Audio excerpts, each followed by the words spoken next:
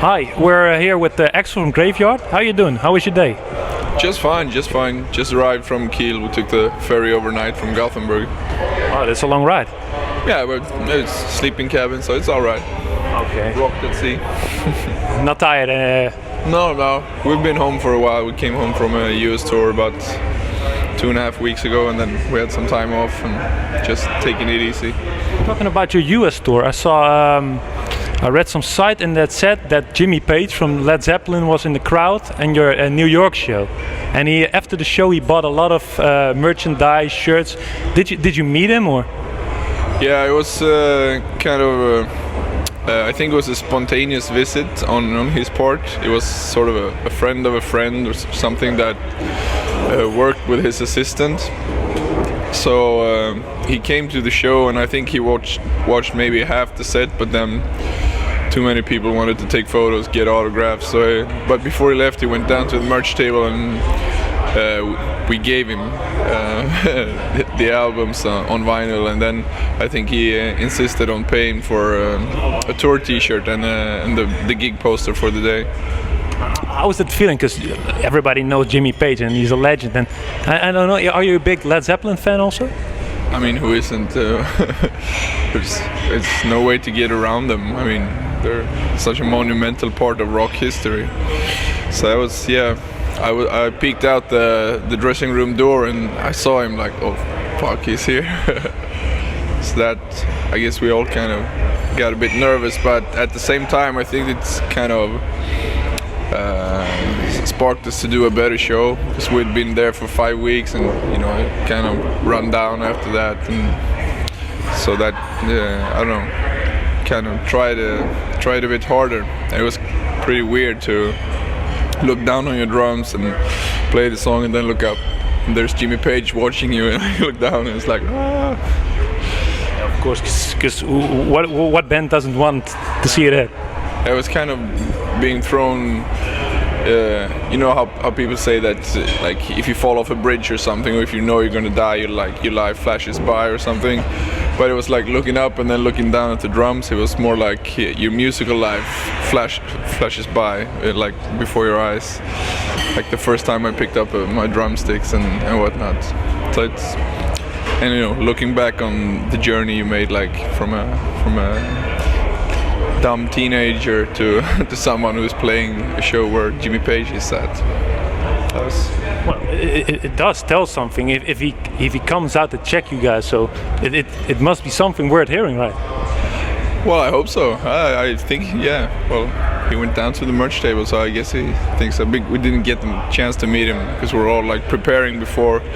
Our tour manager met him and like took him into the venue and such. But it seemed like a nice fella. Well, hello, Eric. Nice to meet you. Thanks for having me. Real proper English. Yep. Your last album, Lights Out, it's been 2 years already? 1.5 maybe, I think. Oh yeah, this fall, like in October, 2 years. So yeah, going on 2 years. But we're gonna try to record new stuff in the fall, like after festival season is over. We've already started writing stuff, so it's just, I don't know, we're not always very fast on writing new songs, but the plan is to record during the fall, and then maybe, I don't know, sometime in 2015 the next album will be out. Is it a real group process for you guys, like writing a new album, or is it only the singer or the guitarist? It's many different processes at once. Like sometimes one of the other guys will show up with a almost complete song to practice bass, and sometimes we just improvise together from the beginning. Sometimes we combine like musical ideas from all three of the other guys, and then I have a lyric or something. So there's no like one way to write or how a Graveyard song is written. It's many different ways. I once read that you guys you said about yourself that you're everything between Howlin' Wolf and Slayer. And the last album was, to me, a bit more on the softer side. Not of course there are rockers, but not that heavy. Is the new album going to be heavier? I don't know. I think it's too early to tell, but I think with the last album, maybe there was less hard rocking songs, but like the first song, the Industry Murder, it's a pretty heavy song, at least to me. But then maybe there were more like low key songs too. I think, at least to me, I don't know, one of the luxuries you can take as a band after maybe having done 3 albums or something is widening your spectrum even more, so you can write real softies, but then also like maybe go in a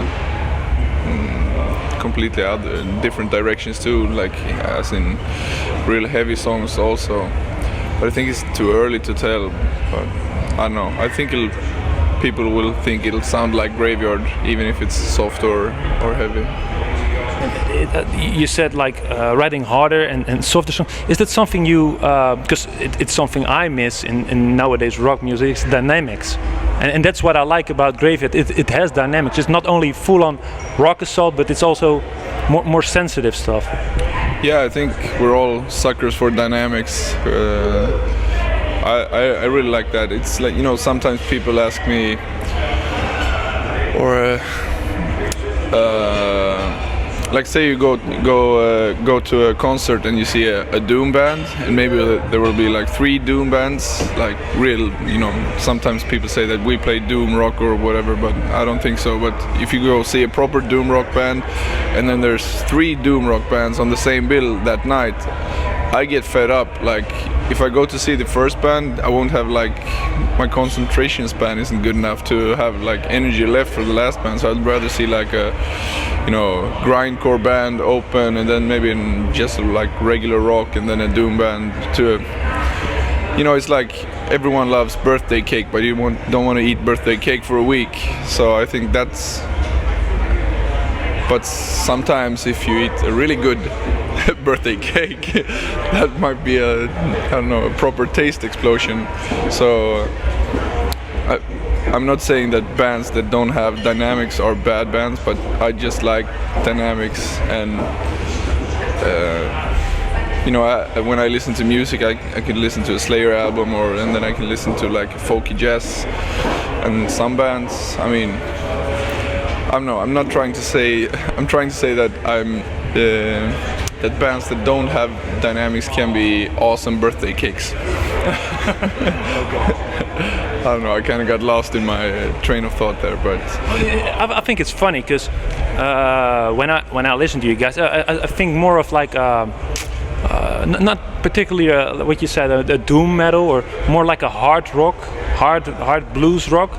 And well, if you look at the festival lineup, it's mostly real heavy metal. And I found it funny that you guys were on the bill. Not that you don't fit in, but what you said, it's like it gives more dynamics to the bill. Yeah, well, thank you, I guess. And yeah, I noticed too. And I think it's like sometimes it feels like we're sitting on 2 chairs. Like on metal festivals, we're like one of the softer bands, and then we go to like a more, you know, say like Lowlands or whatever, that festival, then we're like on the real heavy side of that festival. So I guess it all depends on, like, you know, which type of festival and what surroundings and so on. So I guess in this festival we're soft guys. Are there any particular bands at this lineup that you want to check out, or? Yeah, I really wanted to see Carcass because I haven't seen them live before, but then I just realized they're on about the same time as us. So I think I'm going to try to catch Slayer a bit, and then of course Maiden, and then I think we have a busy schedule except for that, so won't be time to see anything else. You leave directly after your performance, or? Oh no, but we have some more interviews lined up, and you know, with the gear and so on. You talked about Maiden, and they are headlining, of course. Do you have a favorite Maiden album? Well, I Everyone think, has. yeah. Well,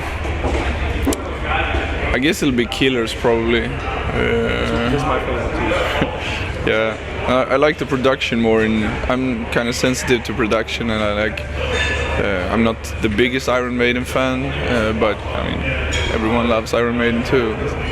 So I like the production in the earlier stuff.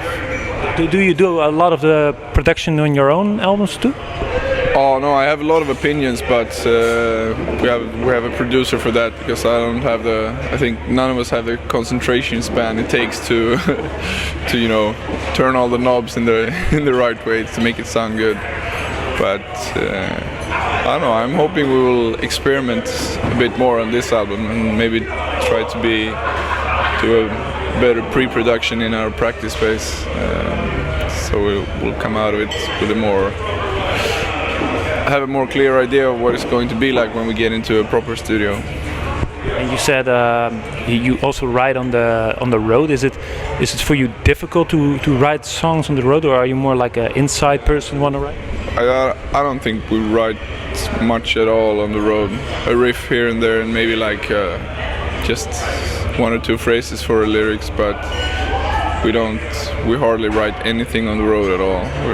We suck at that. So we're more like, to get things done, we try to make it like a 9-to-5 job, except it's not 9 to 5.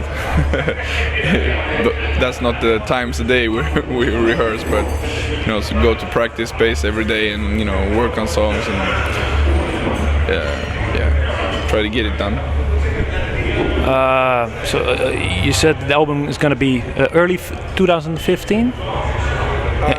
Since we haven't booked any studio time yet, it's kind of hard to say, but hopefully first half of 2015. Any title names ready or no? Nothing. No, only like working names for songs, and they're kind of, I don't know. They have names like the Turkish Psych song or something. So there's a vibe you already know that's gonna be there. Oh no, yeah, we have like 4 or 5 songs that are 75% done, so they have working titles but not proper titles. And but you said Turkish psychedelic. Is that something you're into? Yeah, there's a lot of great old Turkish. There's some great stuff.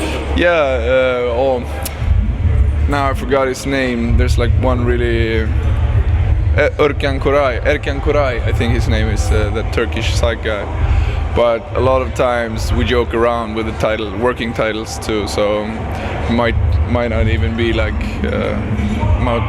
I don't think it sounds anything like Turkish psychedelic music at all, but that was just an example of like how far we've gotten with the. And how do you decide on the mood of the album? Is it something like it's spontaneous, or do you have a conscious decision? Is like this time it's going to be more like Turkish psychedelic, for example, or? I don't think we decide on a mood. I think that's just only evident until the album. Like, you can only say what the mood is like when the album's done. We just sort of complete it song by song, and then when you can take a step back and look at the songs, you discover what the mood is, and I guess subconsciously it reflects something, but I don't really know yet. It's not like we sit down and say, oh, let's do an album inspired by the Godfather movies or something like that. It's just it becomes what it becomes. And after this, you're done touring for the year, or is there more touring coming up? We're doing festivals until like early September, and then it's and like in between festivals we're going to try to write stuff too. So we're not too slow. I read a funny article this week, and it said that how more prosperous the country is, the more metal and rock bands you will see. And one of the highest rated countries was Sweden. How do you think that is? What is into Sweden that makes them want to rock? I don't know, but I think like since the 30s, the workers' movement in Sweden built up a really good network for workers to educate themselves in many different ways, and that system is like sort of still around with the study circles, so you can get money from these, or as a like kid growing up, you can get money for like help paying with rent for practice spaces, or buy new strings or drumsticks, you know, the stuff that you break. So that has a lot to do with it, and I think also like Sweden's, like being a small country and having such a big music export, I think a lot of it has to do with like keeping that infrastructure intact, and that after Second World War our infrastructure was like we were just ready to go. So a lot of the bands from the UK and the US came over and toured there early, so we had a lot of influences early on and touring bands. And I think like you need to see other people do stuff to get off your ass and start a band yourself. So I think that sort of like cycle has been going like since, I don't know, late 50s, 60s. That there's always like foreign and domestic bands to go see, and like, you know, as teenagers usually do, like after a while they go like, I can do that too, and then, or I want to do that too, and then, you know, people try and suck for a while, and then if you keep on trying, all of a sudden you're good. Would you say there's like a scene, because we just saw the band Ghost play there? Is there some kind of connection with you guys, or nothing? Oh well, they're from Sweden, and yeah. No, I mean, I don't know how secretive you're supposed to be about them, but I've met the band Ghost. Oh, really? Yeah, but you knew them before? No, I didn't. But I mean, you play a lot of the same festivals, and they don't really go unnoticed, to say so. Even backstage, they're kind of scary looking. You don't know who's behind the mask, or? Isn't it Satan? All right. Thanks a lot for the interview, and good luck with the performance next. All right. Thank you. Thanks for having me.